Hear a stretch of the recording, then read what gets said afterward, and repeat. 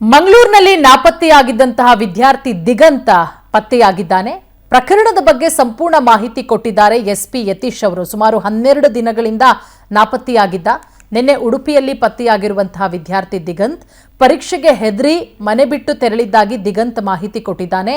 March 3ನೇ ತಾರೀಕು ದ್ವಿತೀಯ ಪಿಯುಸಿಯ ಫೈನಲ್ ಎಕ್ಸಾಮ್ ಇದ್ದಂತ ಹಿನ್ನೆಲೆ ಪರೀಕ್ಷೆಗೆ ತಯಾರಾಗದೆ ಹೆದರಿ ನಾಪತ್ತೆಯಾಗಿದ್ದ ದಿಗಂತ್. ನೇತೃತ್ವದಲ್ಲಿ ಸುಮಾರು 7 ತಂಡಗಳನ್ನು ಅದರಲ್ಲಿ ಏನು ಕಳೆದ ಫೆಬ್ರವರಿ 25ನೇ ತಾರೀಕು ದಿಗಂತ್ ಎಂಬ ಒಬ್ಬ ಹುಡುಗ 17 ವರ್ಷದವನು ನಾಪತ್ತೆಯಾಗಿರ್ತಾನೆ. ಆ ಸಂಬಂಧ ಅವತ್ತಿಂದ ಪ್ರಕರಣ ದಾಖಲಾದ ನಂತರದಿಂದ ತನಿಖೆಯನ್ನು ಮುಂದುವರಿಸ್ತಾ ಒಂದು ವಿಶೇಷ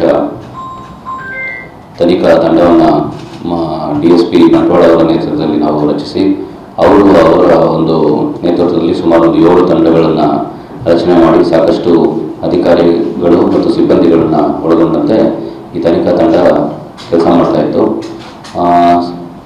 ಸುಮಾರು 10 ದಿನಗಳ ಕಾಲ ತನಿಖೆಯನ್ನು